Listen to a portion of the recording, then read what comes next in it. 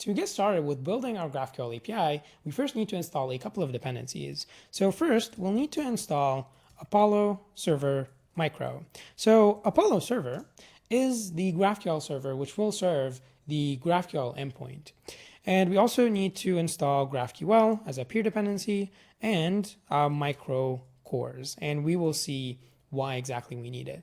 Now, we're not just installing Apollo Server, we're installing Apollo Server Micro because this is the micro implementation of Apollo Server, which is optimized for serverless environments and Next.js. Let's just run it. After that's done installing, in the root folder, create a new folder and call it GraphQL. This folder will contain everything related to our GraphQL API. So inside this folder, create a new file and call it schema.ts. And in this file, we will define the GraphQL schema for the app. So the first thing we will do is import GQL from Apollo Server Micro. And this GQL, we'll use it to actually add syntax highlighting for our schema. So what we need to say is just say export const type defs, because we are doing select type definitions, which is just our schema, equals GQL, and then have two backticks. And here we will define our schema. So I just added the schema. This is what a GraphQL schema looks like. So let's break it down. The first thing that we have is an object type. And this object type is like an object that the API can return. And for our use case, we want to have a link object type because we want to be able to return a link.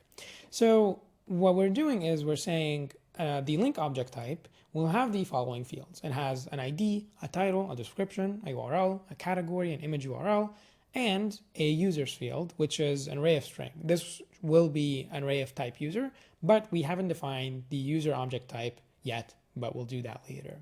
So yeah, like we have these different fields along with their types.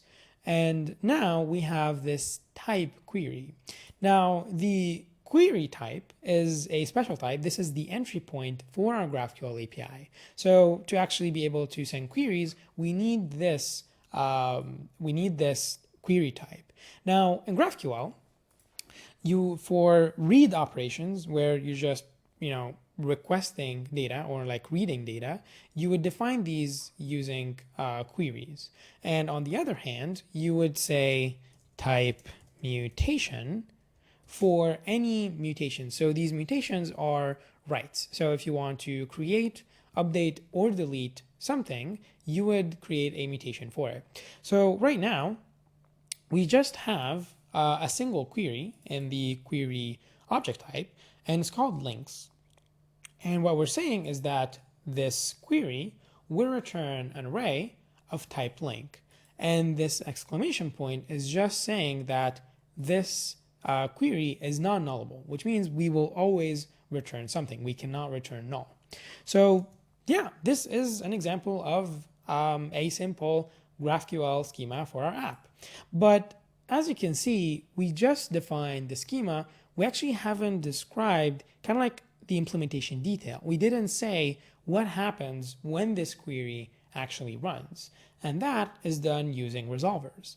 So in the GraphQL folder, create a new file and call it resolvers.ts.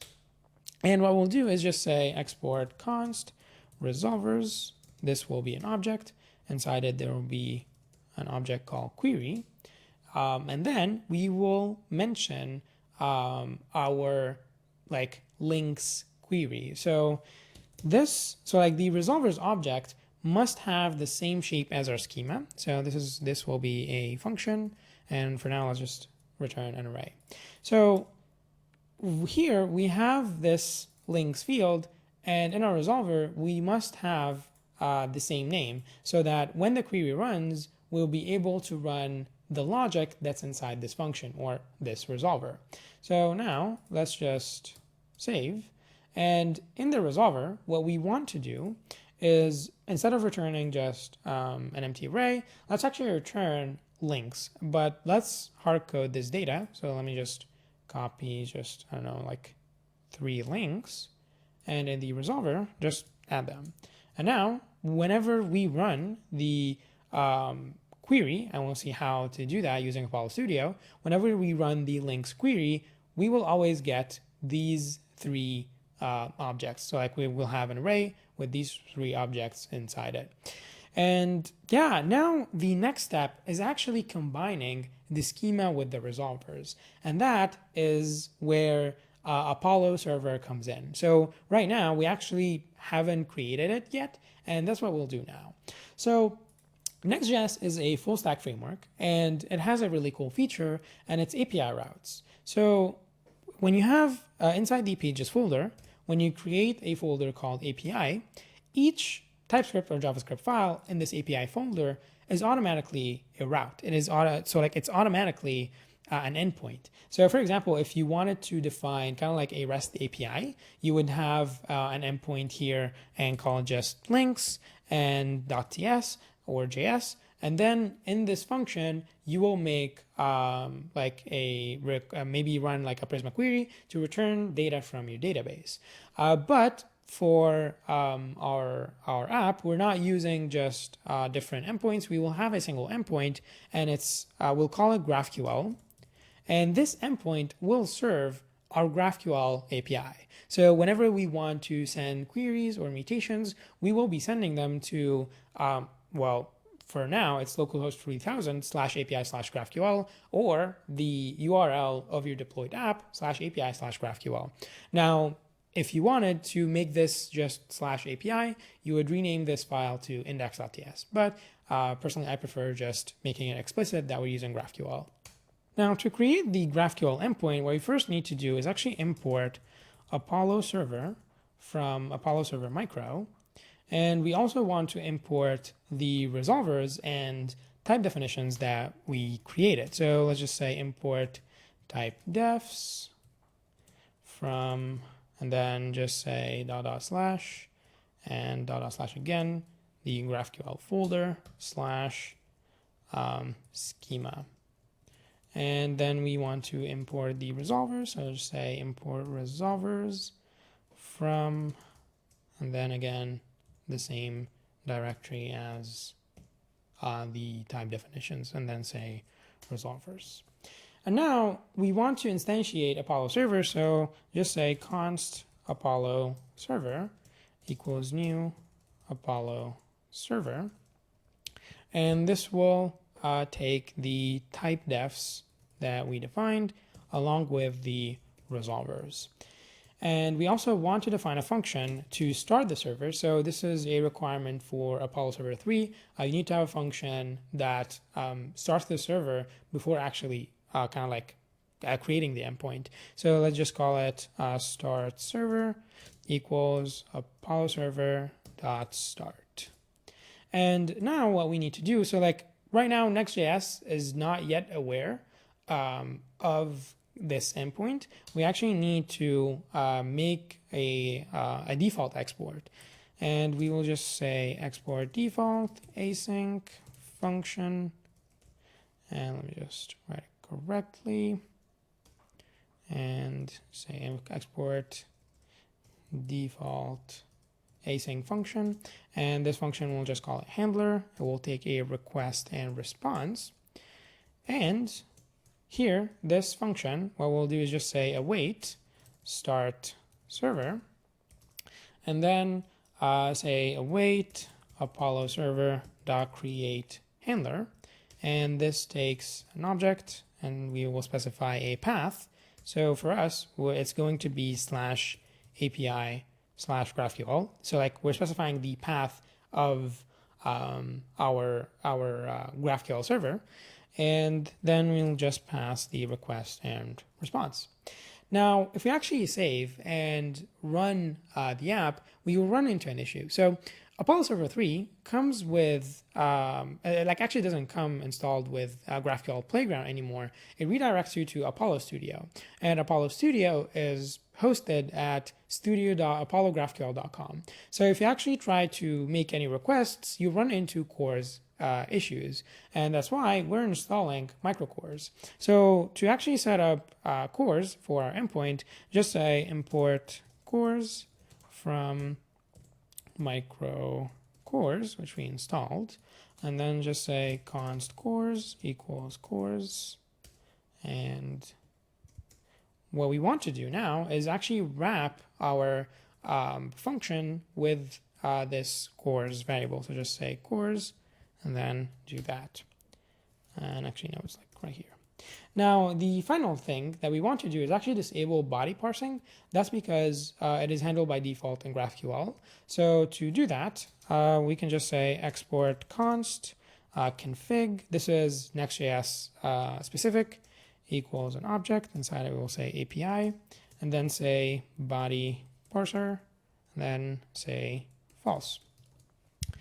And yeah, now we will have a GraphQL API. So if I actually start the development server by saying npm run dev, and I go to localhost 3000/API/GraphQL, we'll see what we get. So now if we go to localhost 3000/API/GraphQL, I will get this page, and it says ready to explore your graph, and we can then query our server. And this will redirect us from localhost 3000/API/GraphQL to studio.apollographql.com. Actually, there is one thing that we actually need to define, and it's to add this line where we say if request.method equals options to just do res.end and return false for this to work, and return false. So actually now, if we click query your server, we will be redirected to studio.apollographql.com. I already have some queries that we do not need and a couple of variables. So this is the GraphQL playground. And since we're working inside, we're working with GraphQL, we kind of just have documentation. So we can see the different queries that we have. So far, we only have one query, and it's the links query. And we can see that this query returns the link object type. It returns an array of type links, and it's non-nullable. And actually, if we click on it, we will see that it's actually automatically added for us here. We can see query, example query, and then links. This is the name of our query. And then we're specifying the fields that we actually want returned for us. So now we have ID. We can include title, description, URL, category, image URL, and let's just say that's it, and run this query. We will get the following results. Now, you can actually display results either in a table or just the JSON. I found the table view is just more readable. But right now, these are the 3 links. So our GraphQL API works because in our resolver, this is the data that we defined. So now we can actually also see a couple of useful information. So we can see the status of our query. We can see how long it took. And we can also download the content as CSV or as JSON or copy it. So this is Apollo Studio, and it's really cool. Now, for GraphQL, what is super nice about it like I mentioned that it solves the overfetching and underfetching problem. So we requested all the fields that we have for a link. But say, for example, we actually remove the description and the URL and run it again. So right now you can see we have the ID, the title, description, URL, and the category. And there's also the image URL here. But if I click run now, that's actually just return the title and category. I click run, I only get the data that I asked for. So that's what's super nice about GraphQL. Now, so yeah, you have created a GraphQL API in a Next.js API route. You defined your schema. You also defined a resolver. And now what you can do is just define more resolvers and define more queries and mutations, and then define their implementations in a resolver. However, so far, what we've done is we returned static data, and now we'll take a look at how to actually return data from the database using Prisma. So if we go back to our editor, what we need to do is first create an instance of Prisma client so that we can use it across our app. So create a new folder in the root folder and just call it lib. This will contain just the Prisma instance. And whenever we want to initialize something. So whenever we want to initialize like a certain library, we will do it inside this folder and then import it everywhere. So for example, we'll be using Apollo client and we need to create an instance of Apollo client. So we'll also create it in this lib folder. So in this lib folder, create a new file and just call it prisma.ts. So to set up Prisma client in a Next.js app, you have to kind of like use a certain workaround, and that's because of how Next.js works. So Next.js has fast refresh, and what happens is that every time you hit save, it will create a new instance of Prisma client. Now, this will very quickly exhaust the connection limit for your database. So that's why what we're doing is we're first checking if we're in production. If we're in production, we'll just create a new instance of Prisma client. However, if we're not in production, so we're working locally, what will happen is we will attach the Prisma instance to the global object. This way, if for example, we hit save again, we don't re-initialize Prisma client, we will just use the one that we attach to the global object. So that's what we're doing here. So if we're saying if not global.prisma, then attach the Prisma client to the global object. And then what we're doing is saying Prisma equals global.prisma, and then we're exporting it. So now what we can do is inside the resolvers file, we can just import Prisma from and then say // and then lib/Prisma. And then instead of returning this array, what we will do is actually return a Prisma query. So we can just say await Prisma dot, and then you can actually see auto completion. We want to say .link .find many. And so now we need to make this function async. And when we hit save, things should work. So our app is still running. If we go to our GraphQL playground here, when I run this query, I should be getting data from the database. And we already know that the database contains 4 links and 1 user. So right now we should be able to see 4 links. So if I hit run, I see that I have 4 links. So now we just fetched data from the database. Now, while this resolver works, it's actually missing a couple of useful arguments. So the first one is called parent. I'm prefixing it with an underscore because I won't use it. And it contains the return value of this field's parent, but we're not using it right now. We'll be using it later. And then we have args, and this argument contains all the variables that are passed to a query or a mutation. So for example, if we want to define a query that returns a link by its ID, to actually access the ID, we'll be able to access it using this args argument, and it's an object. So we can just say args.id in our Prisma query, and like whenever we want to pass the ID. And then finally, we have the third argument, and it's context. So context contains contextual information about a query or a mutation. So usually what we would do is we would include information like who the logged in user is and database connections. So instead of accessing Prisma by importing it and using it in the resolver, what we should do is actually access it by saying context.prisma.link.find many. However, we actually haven't defined our own context yet, and let's do that right now. So let's just delete this. And in the GraphQL folder, create a new file and call it context.ts. In this file, what we first want to do is import Prisma client from Prisma client and import the Prisma instance that we created in the lib folder. So just say import Prisma from /lib/Prisma. And what we want is to export a type. So just say export type context. And we will say that it will have Prisma and it's of type Prisma client.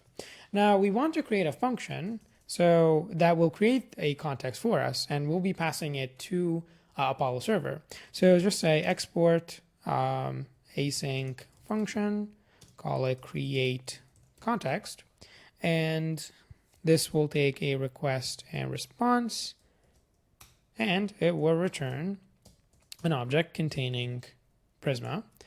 And what we want is to actually add the type. So this will return a promise, and it's going to be of type context, and everything works.